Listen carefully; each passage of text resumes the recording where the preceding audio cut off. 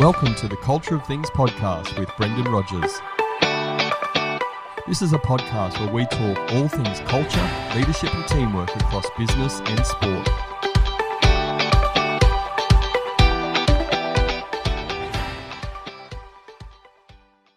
If you would like a chance to win a $30 e-gift card of your choice, answer the question at the end of this episode. The e-gift card is with compliments from our friends at Jangler. Hello everybody, I'm Brendan Rogers, the host of the Culture of Things podcast, and this is episode 39. Today I'm talking with Nicholls Ariel Endean. Marcus and Ariel are business coaches and consultants, speakers, authors, and occasional relationship rescuers. They've been in business and a relationship for a quarter of a century. During that time, they have bought, built, managed, and sold a seven-figure business without it costing them their relationship. Business couples' success was born from those years where at times they struggled and could have really benefited from a strong, supportive community of like-minded entrepreneurial business couples. They work directly with business couples to maximize their profits, improve their systems, and strengthen communication throughout their business and relationship. They also run a podcast called Business Couples Secret Sauce, where they interview successful business couples to get their tips, tricks, and stories and how they have built a successful business without destroying their relationship. Their goal is to help business couples get the same level of wealth, health, and happiness into their lives that they have. They believe that gaining knowledge and implementing what you learn is key to any business couple's success, which is why they call themselves learners of life. Courses, books, podcasts, events, conferences, business network groups are all part of what helps them be a happier, more successful business couple, which in turn helps the clients they work with. Their motto, Stronger Together, means you achieve more with the person you love, most right by your side in business and life. The focus of our conversation today is uncovering the secret sauce for business couples. Marcus and Ariel, welcome to the Culture Things podcast. Lovely, Brandon. Thank you for inviting us on. Thank you. We're thoroughly looking forward to being grilled. Look, it's a pleasure having you guys. Thanks again for coming to my home and spending the morning with us, having a bit of a chat. What I'd just love for you guys to share a little bit about Ariel. If you just want to share, you've got your own podcast. We mentioned it in the introduction. Tell us a bit about that experience and what it's about.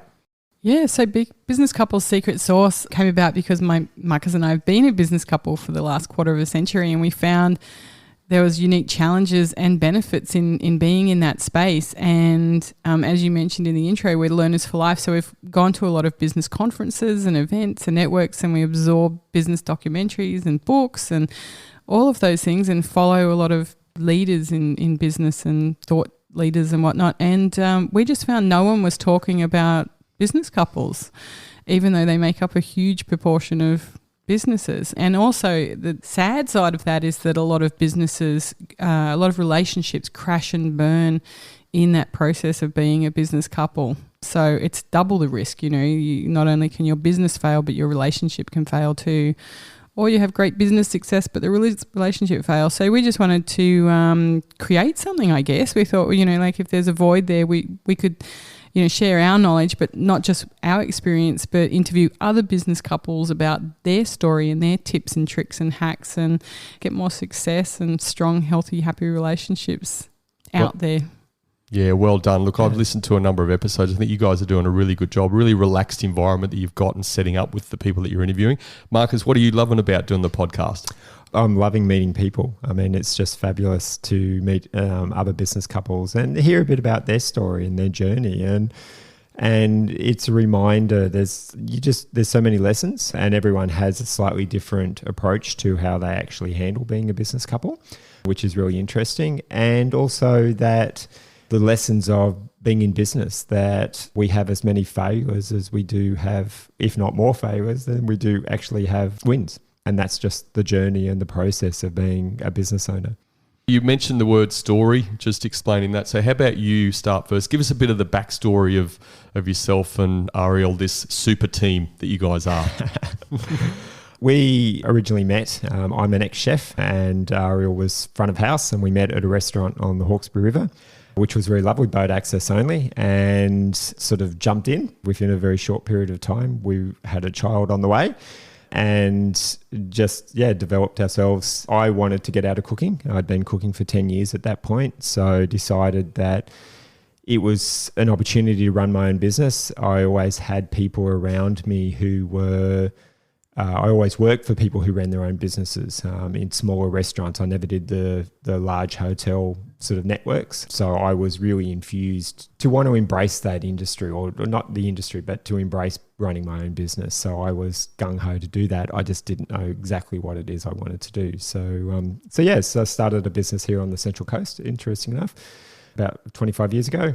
And then we decided wanted to grow, so we actually took on an investor, and through that process we then bought a boarding kennel in the Hunter Valley and moved our family up to that and spent the next 20 years developing that from what was an old rundown kennel. Built a complete new complex, including water fun parks for the dogs and hotel rooms with air cons and single beds and roast chicken dinners and ice cream for the dogs and, all those sort of luxury items that you expect these days, or people expect for their animals. And then went about sort of building all the processes and things that went through that until the point that we then decided it was time to move on and find a new adventure, which is why we sold. So. Ariel, how about you share your version of events of how you guys met?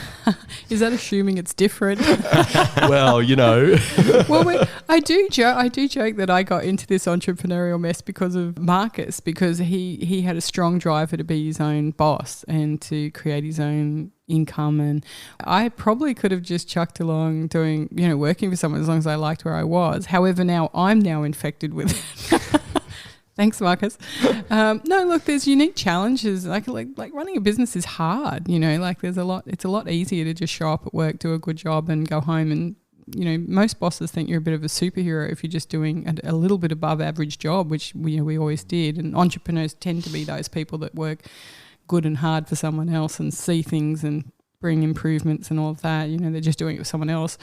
I initially was just there to be supportive of Marcus, and then along the way, just step by step, inch by inch, got there. And interestingly, interviewing business couples, we've found that's often the way. It's rarely two people that let's just go do this together. It's more that it's one person's big vision and the other person's sort of a side helper, and then a bit more, and then they're a couple in business. But that having been said, once you get there, it's amazing. I mean, I get to hang out with the person I love most all day. Why would I want to go somewhere else for 8 hours and travel time as well? So no, look, his story of events is the same. Shh.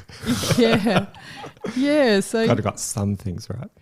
Yeah, I guess just leaving out the bit of where we've got to now. So we sold that business after 25 years and we're still reasonably young and we love business and we love the whole area of entrepreneurism and people having a crack at it and succeeding and, creating their own wealth and reality and lifestyle. And we thought, well, we know a bit about this, so let's share that. And we also were driven to want to create a business for our own benefits as well, where we could travel and being able to share our business couple success and other people's business couple success was it just ticked all the boxes. We could help people, we could do it remotely, we could travel while we did it. And also, as I said before, just fill a void. Like we really feel like there's a lot of business couples out there that are doing it tougher than they need to be doing it because they're just lacking a little bit of knowledge on how to do a better job of it, which would bring the stress down and the profit up. I just want to make one comment, which was just really surprising to me, and I love it.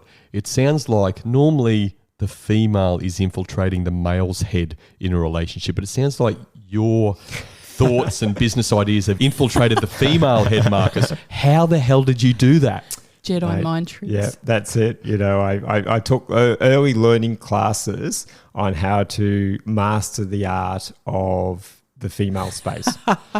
Mate, you and I need to talk after this. I need help. Look, let's get into the journey. I guess from not necessarily, obviously the experience you share is related to your own journey, but we really want to use this opportunity because you guys have got a lot of experience. Again, quarter of a century there, 25 years, built a really successful business and sold on that, and now you're helping others. What's some early advice you give to couples, business couples, or couples that are even before they're in business, why they want to go into business together? What do they need to be really clear on? Marcus?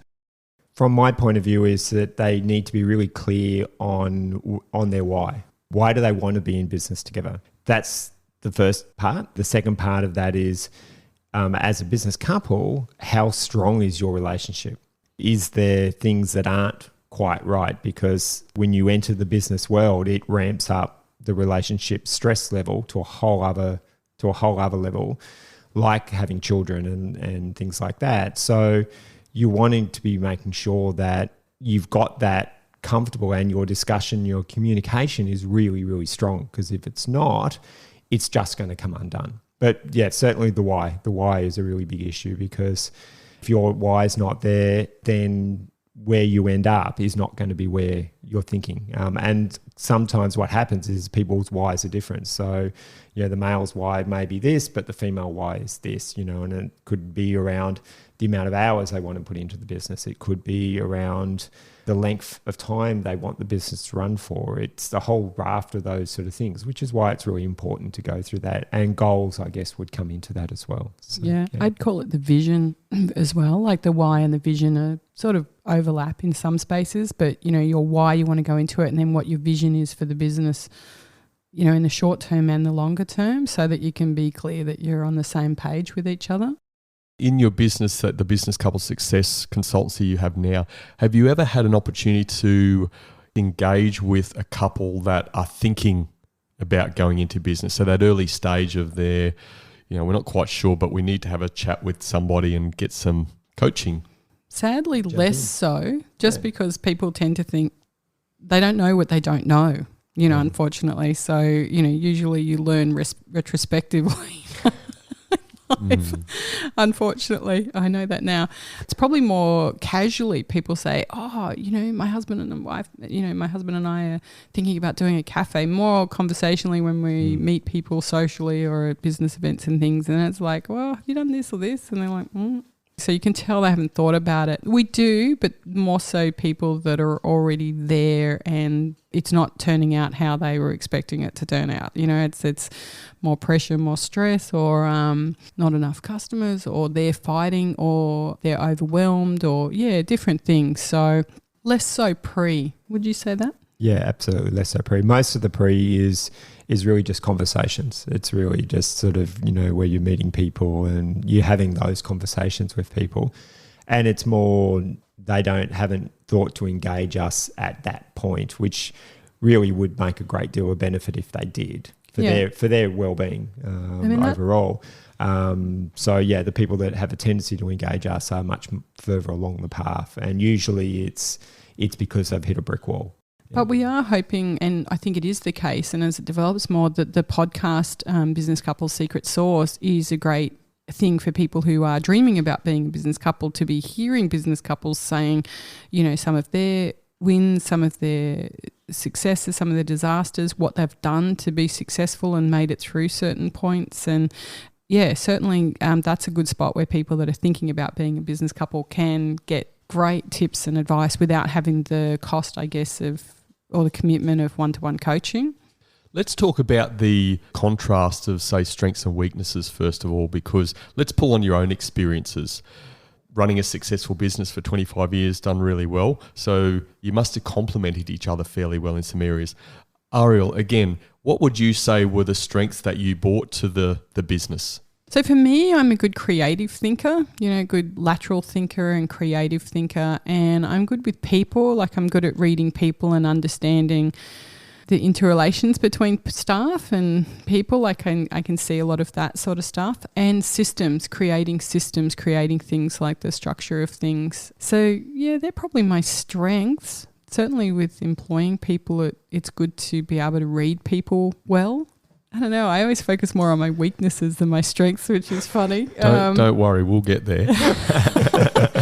But being a lateral thinker is really good because it allows you to take solutions that have been made in other industries into your industry, because you're having that creative jump in your mind of thinking that could work in my situation in a different way, and you need to be a creative thinker to do that. And I also think it allows you to develop your business in ways that are not obvious or being done in the industry already. It also allows you to be more creative with marketing. So there's a lot of ways in which lateral thinking works with that. Also quite a collaborative person. I like working with other people. So that works well as a business couple as well. Yeah, look, and I'm also very committed to quality and delivering something to someone that they've purchased off me. Even when I worked for other people, I was really committed to a customer getting what the experience they're meant to get, or the product they're meant to get. So that's a really good attribute. And I just care about quality. Marcus, what did you bring to the table? Not a great deal, I don't think. But anyway, my biggest strength was probably financial. Not that I'd run my own personal finance as well, but I really understood numbers. So I was able to create the spreadsheets and the budgets and all of those aspects and run all the financial side of the business at a sort of higher level, which allowed us a lot of freedom and allowed us to get to where we wanted to get to. Outside of that, then, the usual bits and pieces like caring, being ethical, having a lateral mind. Again, I don't have the sort of creative mind necessarily like Ariel does, but I have more of a business lateral where I'll sort of dig into things a little bit more and can go, how can I utilize that from that aspect? Hardworking. Oh yeah, workaholic. That's probably a strength. It's also a weakness, but it's certainly a strength when you're wanting to go into business. It's sort of, and quite not necessarily one directional, but very obsessive in the sense that, give me a bone and I'll make sure I finish it. So, yeah. You'll lock on and find a solution. Yeah. Next question, Marcus. I'm putting you in the hot seat first. Tell us a little bit about maybe something that Ariel maybe detracted from the level of performance. So maybe some of her weaknesses. Love sleeping in. I love sleep.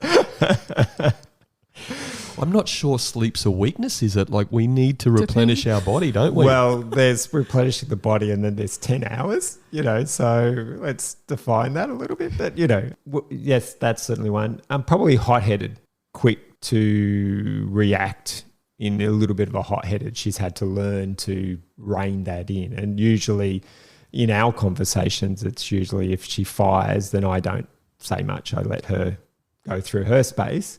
And then we can sit down and have a rational talk about it. So, yeah. In my defence, I wasn't hot-headed with staff or neighbour disputes or whatever. I was hot-headed in terms of ranting at Marcus about said issue. So, Ariel, you're now going to get your chance. If you had to pick one of Marcus's key weaknesses, where would that be? Probably, two. One, as he said, workaholic, which is, look, it's a force for evil or good, and it's also something that you need to get, if you are that person, and quite often an entrepreneur is, or part of a business couple is, you need to be able to control the volume on yourself. Do you know what I mean? You need to be able to ramp it up and hence turn it back down when you want to have quality time with your family or your partner or yourself. So I think it's a challenge. I think being a workaholic's a challenge for someone. But that having been said, it's an awesome attribute at the front end of a business because there is a massive amount of work to do often. So if you can clock long hours and hard days and you don't mind doing it, then that's great. And the second would be probably a little bit too trusting, a little bit too caring, and a little bit too trusting. And there's been stings, just stings from people taking advantage of that. I don't know if you can change who you are. I think that just is who you are, but you can just learn from your mistakes, I guess. But yeah, probably just a tad too caring and trusting. Our interview will continue after this. An expression of gratitude or reciprocity, no matter how large or small, is an important part of a healthy culture and relationships. Our friends at Jangler have a great app that allows you to send a gift card with a personal video, voice message, or funny GIF. You can send right away or schedule to send on the perfect day and time. Set and forget. I like that. I have found it perfect for clients, employees, birthdays, or any celebration where I can't be there in person. It's quick, easy to send, and you can spend instantly, in store or online, when you receive a card. Check it out at jangler.com.au.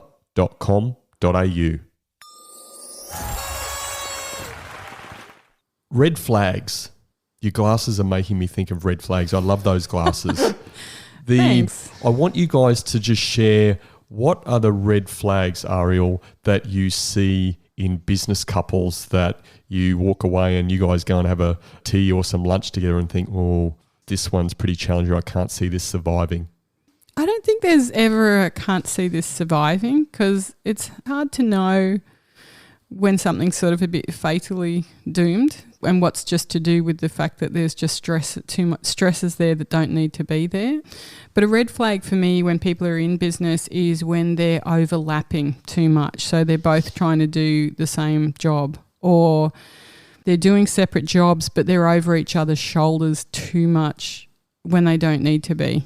So one of the key things we found, and we've also heard over and over from other business couples that we've interviewed, is to work out your lane and then stick with that, like play to your strengths. So if Marcus was mentioning he's the numbers guy. So, he ran all the accounts and he created all of the future projections when we were wanting to borrow, and working out our profitability, all that number stuff. That's totally not my skill set. So he did that, but I didn't sort of want to check over that. I didn't go over and I wasn't sort of wasting time on that. And conversely, I was more dealing with the staff because I was more of the people person, like in terms of recruiting and managing and just encouraging staff to do what we want them to do at the level we want them to do it.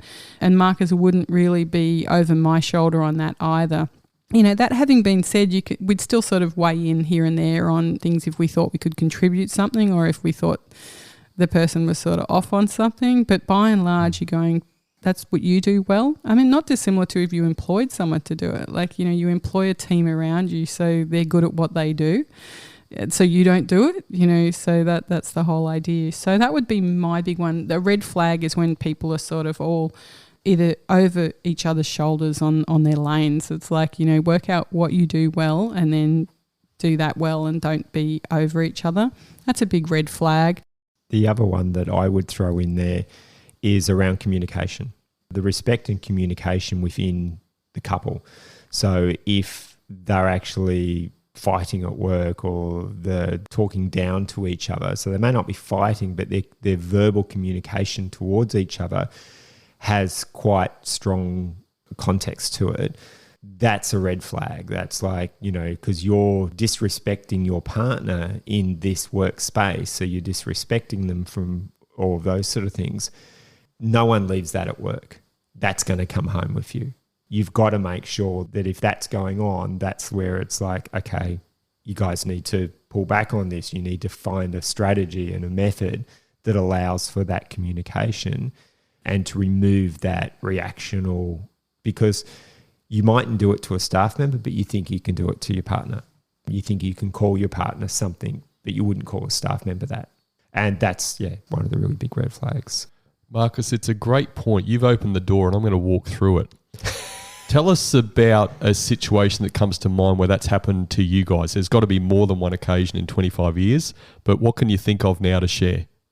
The worst I probably got with Ariel was raising my voice. We were actually very, very good at we don't fight generally. So we're one of those relationships that isn't in that space. Like we get niggly with each other. But what Marcus is talking about is straight up hurling. Well, not even hurling. Being verbally abusive, I guess you would sort of say, to each other. So we've never had any of that. So the worst that we've probably had in that situation would be more just actually going back to, which I hadn't realised, going back to one of Ariel's weaknesses, which is technology. It's an area that she really struggles with. And I get frustrated in having to explain the same thing multiple times. So I'm likely to be not as when I'm showing her how to do it, I'm likely to be more assertive and more like not calling her stupid, but just sort of speaking down to her a little bit. But I wouldn't do that to a staff member. And that's one area that I've had to work on because it's one of her weaknesses. So I've had to be more acceptable of that weakness and then find my space to be able to still give her the advice and the directional and all of that without putting that on her as They both just looked at me then and raised their eyebrows. I wasn't sure. I thought you wanted to say something. Let the witness speak. No, I'm good with that. Look, occasionally we have stepped out in front of staff and got more stroppy with each other in front of staff or made a comment that's, not as professional or respectful. And as soon as you know it, it's just like, this is not the space, like we can take this outside, so... Yeah, but by and large, we've been quite respectful to each other in the workplace. And you just get to know each other's secret. In the home. You get to know each other's modes too, really. Like that's with the ranting one, for instance, when I rant, I want Marcus to be supportive in the rant and rant as well. But he finds ranting upsetting emotionally. So when I'm doing that, he tends to go the other way and go more subdued. And so while I'm wanting him to rant with me, he's going subdued. And as he goes more subdued, I rant more until we end up at polar opposites and quite unhappy with each other. So it took a while to actually work out that one, what was going on, and go, right, wait, we're doing this thing we do. So I got to stop and I got to go rant to someone else, or just I've had a rant and just wind it back down, and then Marcus comes back to the middle, and we obviously end up discussing. I'm hearing some clear personality traits coming out from both of you here. Fantastic. I'm not going to go into that though. Oh, no. What I want to go into though is those sort of examples you've used. I'd love for you guys to share some thoughts around, and maybe Ara, you can do this first, is share some thoughts where the relationship that you guys have both personally and then leading into professionally, where that's worked really well, not only for yourselves, but more importantly for the team and for the culture that you've created in your business. Yeah, so, a few jump to mind. One is being hardworking. Like we properly showed up working hard at the coalface with our staff. Is that when you woke up at 11 o'clock?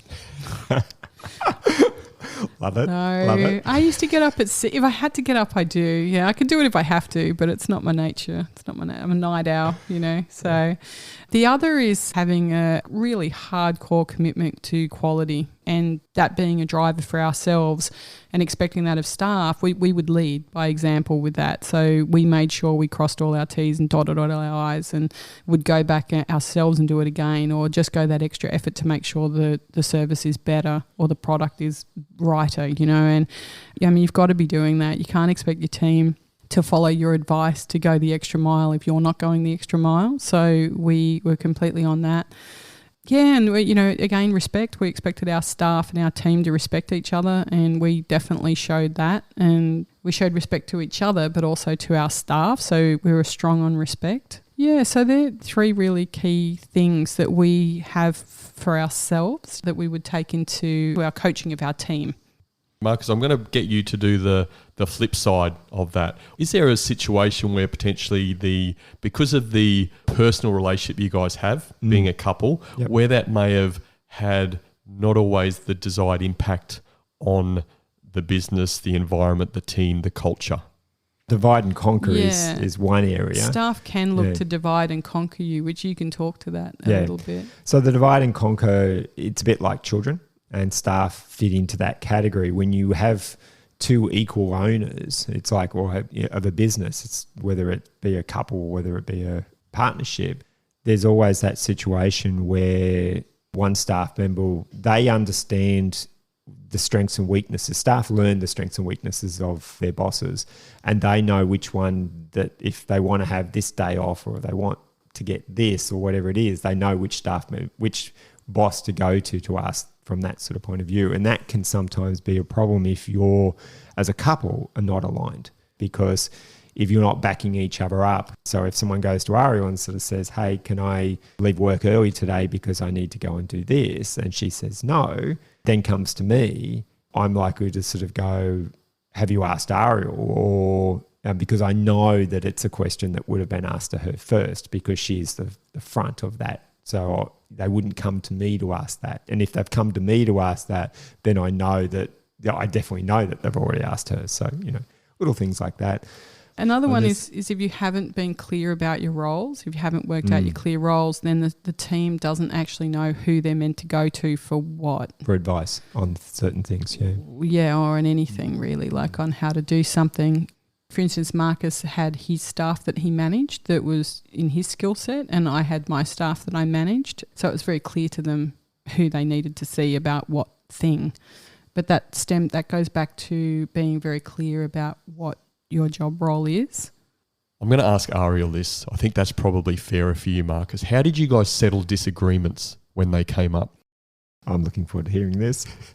Disagreements within a direction of the business, or are you talking more relationship or business? Or business. Yeah, because one of the things we have in place, we're pretty much on the same page mostly with most things, but every now and again we disagree with each other where it's like, oh, I don't know about that idea, and the decider, well, I don't know how we came to it, but where we've ended up is the decider in that is it depends how strongly the person feels for or against it. So if I'm like, well, I don't think that's a very good idea, which is like, say, about 25% not into the idea or 50% not thinking that's not going to work. And Marcus is saying, I believe in this one. Like I really, really believe, I reckon this is going to go, or whatever it happens to be, then he wins. Do you know what I mean? It's like, great, we do it because you're more passionately for it than I'm more passionately against it, if that makes sense. And that goes both ways. And I guess too, there is like a deal breaking thing where it depends if it was something that I'm like, I'm 100% not into that, period, and vice versa, then we just wouldn't do it because you're a couple. You got to be moving forwards with it together. Yeah, and I guess it is a little bit of going, it's like any part of running a business or developing it. It's like, get your pitch. If you're really for this and the person that you're dealing with is sort of against it, it's like you need to have your pitch strong enough. Build your case. Yeah, to convince them that it's a worthwhile direction to want to go in whatever that may actually sort of be. We also agree to disagree at times. Yeah, we'll do that occasionally. But in general, it comes back to communication. So it's going, okay, so if we are on different spaces, how do we resolve it? It's just breaking it down into little areas and going, okay, well, where's the blocks?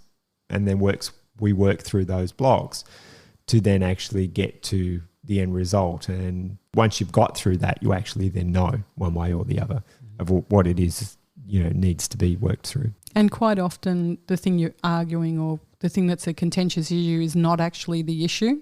There's something else that's a problem that needs to be addressed, and that's just a symptom of it.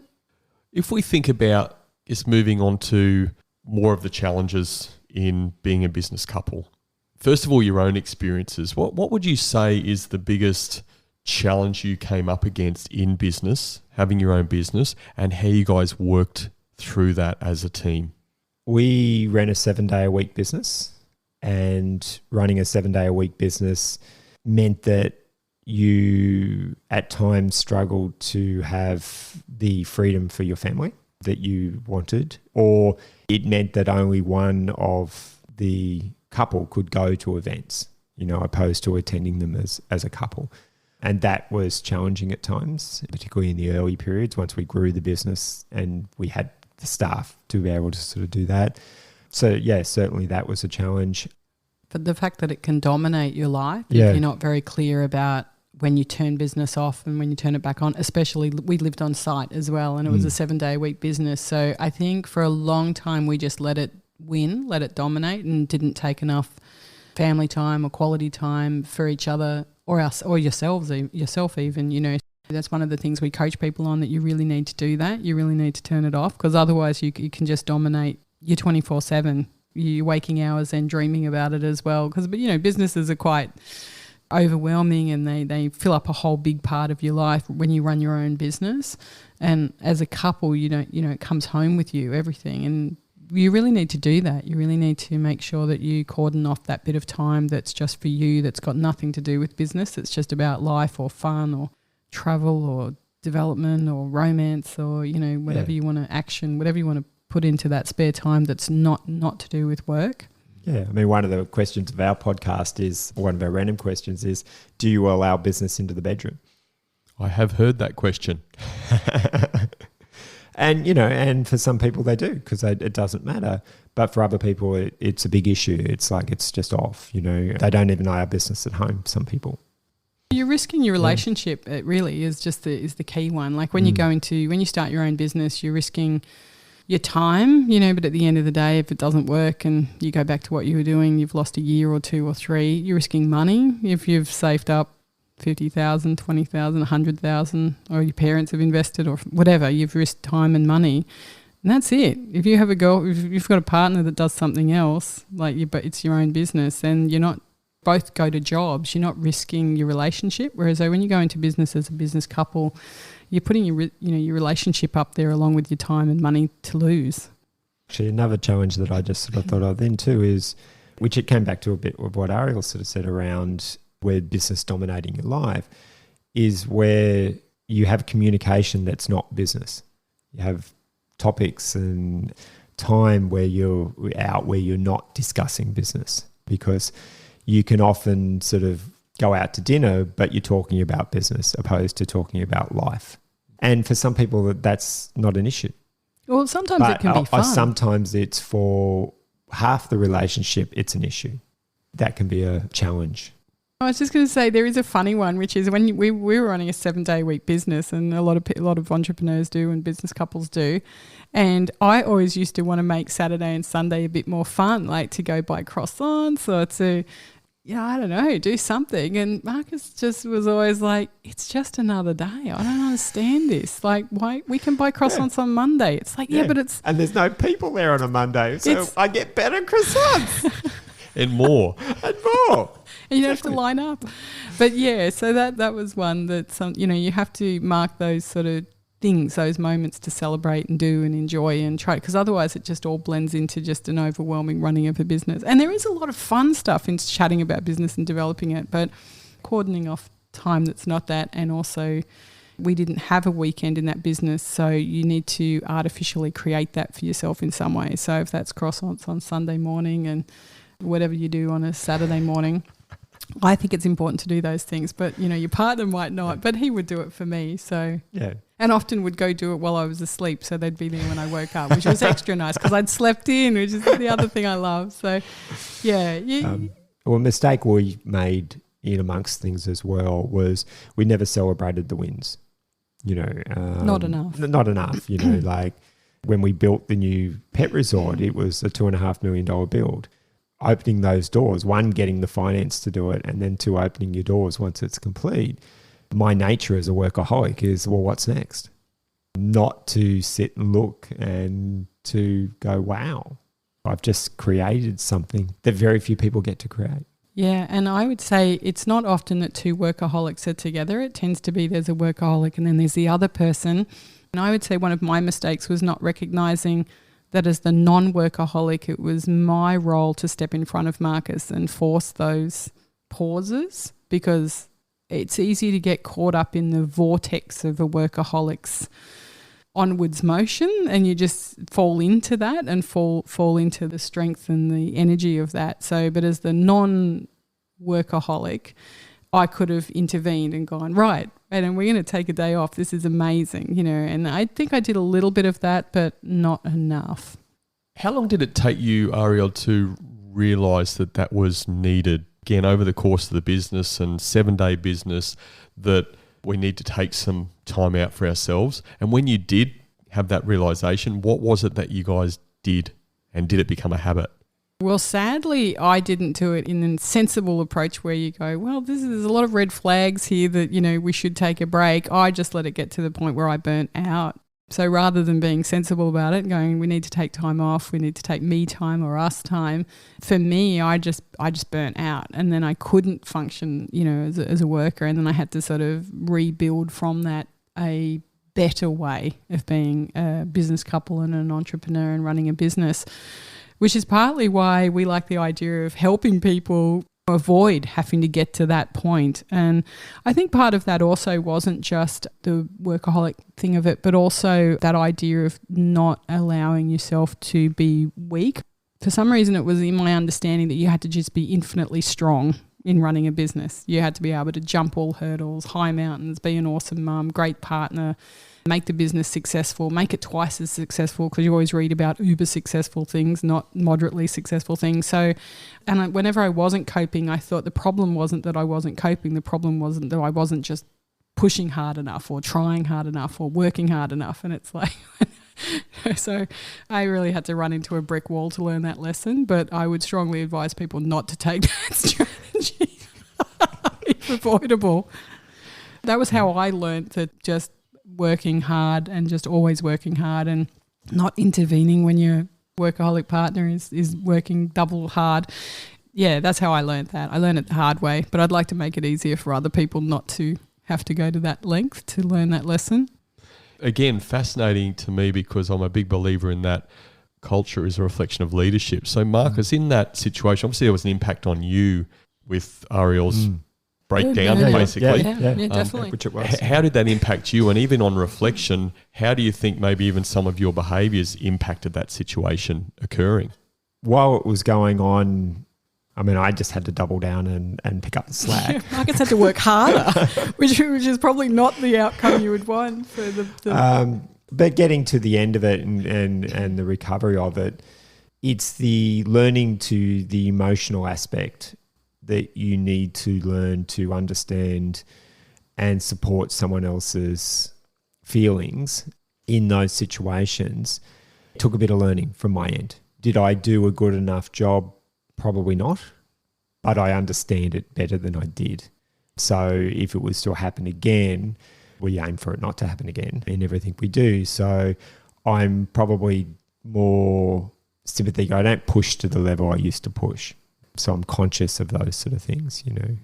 Ariel, is he achieving a pass mark with this, or? Oh, he was a superhero when I was unwell. Like he definitely is. But it was, I mean, you know, you learn from your own experiences, but you learn from seeing what's happening to the person you love most as well. So he saw firsthand in me the damage that just the strategy that I'm just going to work harder, try harder, push harder, hang on harder, do more to overcome something is not the only way to move forward. I think it was a reset for you. I think that's probably when you went into the recovery phase from being a workaholic. Yeah, like that, like you view it now as something that you know, it's a wonderful attribute, but it's also a challenge, and it's something that you need to control and moderate yourself. That, and you also got unwell, which allowed you, which meant you could not then keep with the workaholic. So those two things, I think, changed your approach to how many hours you should work, and also put it back on the table. Why are we actually doing this? I think we lost our why as well, which is if we're doing this for quality of life and to spend time together and enjoy, that's not what we're doing. We're just sort of overwhelmed with staff and people and growth, and, you know, so it's a good thing to, you know, one of the things we coach is to actually do a reset every year, which is to sit down and have a, why are we doing this? Are we still happy with doing this with each other? Are we still happy with each other being in a relationship, and are we still happy with running this business? Why are we here? Just to reset that. So I think you learnt from my burnout. Yeah, absolutely. From that sort of point of view, you know, I hit my own brick wall in a different fashion, which, had its effects. So. I'd like to move us on to the advice part. Ariel, what would be the single biggest bit of advice that you would give to couples that are already in business to help them have a successful business, but probably more importantly, have a successful relationship whilst running that business? Probably what I was saying in the last answer, which is just to have regular investigations into whether or not you're still there, sharing the same goal, the same vision, whether or not, you know, you're happy with the different metrics of it, you know, in terms of how much time it's taking, what cost it's taking, if it's taking a cost, and then put things in place. So yeah, probably doing that enforced either weekly or monthly or quarterly. Sit down and this is what we're doing. We're discussing how happy we are with this, and if we're not, what we can change. Because it's very easy just to get caught up with the actual logistics and work of running a business, and not be working on yourself or your bigger picture for it all. I think that book back in the day was you need to be working on your business, not in your business, the E-myth. And it's so true. You can just get so caught up working in your business and you're just blinded to the bigger vision. So checking that you're still aligned together on all of it, why you're there and where you're going with it. Marcus, what would be your bit of advice you'd like to share with couples in business? Mine, again, is very similar to Ariel's, or sort of second that. The only thing I would add to that component is that when you do sit down to have those discussions, you have a format that allows everyone to say whatever it is that's not working without the other person interrupting and just absorbing. So listening, putting those ears on. And then it then allows you to, and what is said in that space stays in that space effectively. It's a bit like when you hear about, well, what happens in Bali stays in Bali sort of scenario. It's like if you can have a frank discussion, but it stays there. It doesn't then need to go on from there because it's just having that frank discussion and it's getting off your chest what challenges you're having as a business couple, like sort of what your partner's doing that's just frustrating you, that you need to be able to tell them how you feel. And that's really important. Outside of that, again, I pull back to things like, why are you doing this?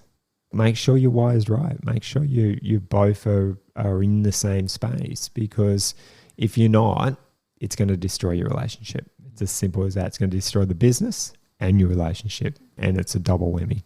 I'd also say too that seek advice, seek help and input, and it's not necessarily going through relationship counselling, but listening to our podcast, like the Business Couple Secret Sauce, or reading biographies on couples that have set up businesses and run them together, or asking friends how they deal with different things, getting around other business owners, being around other people and not feeling quite alone in this space.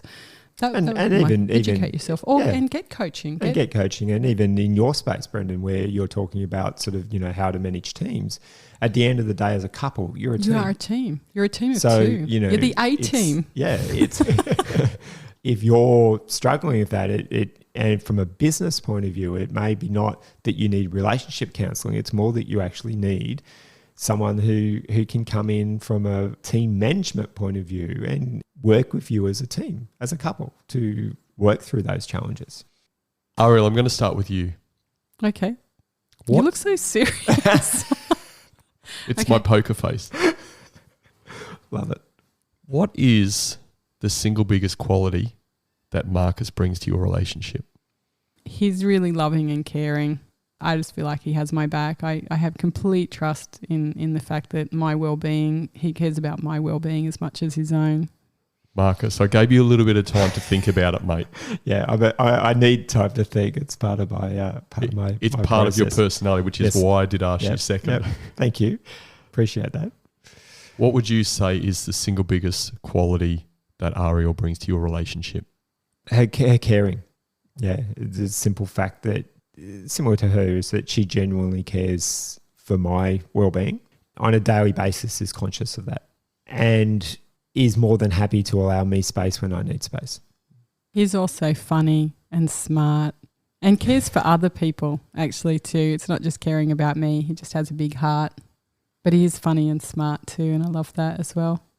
It's great that you both mentioned the caring. It's probably not unsurprising to me. I mean, I know you guys a little bit, but more importantly, I would say that care factor coming through in how you ran your business, how you looked after everything, and probably how you cared for your staff as well, because that basis of caring is such a solid foundation for leadership. So both of you having that is probably no surprise that you had a pretty successful business and you're helping other people to be successful in business. So great job. How can people get hold of you? Who would like to answer that one? Because I assume you can get hold of you in the same place. Yep, basically very much the same place. Business Couple Success is our website and Facebook page, Instagram page. It's all Business Couple Success. And Business Couple Secret Sauce is our podcast, which is on all the major platforms. They are the easiest ways to get in touch with us. Guys, I want to say thank you very much for coming on the show. I'd love the vulnerability and the honesty that you guys showed today. Really fantastic. I think people are going to get so much out of that, even if they're not couples, but just how they work with other people in their environments is so important. You guys obviously have that solid base through the personal relationship you have. So well done on what you guys have done and already achieved. Well done on what you'll likely achieve into the future. And again, thank you for being guests on the Culture of Things podcast. Lovely. Thank you, Brendan. It's been an absolute pleasure. Yeah, it really has. It's been fun. Thank you for inviting us.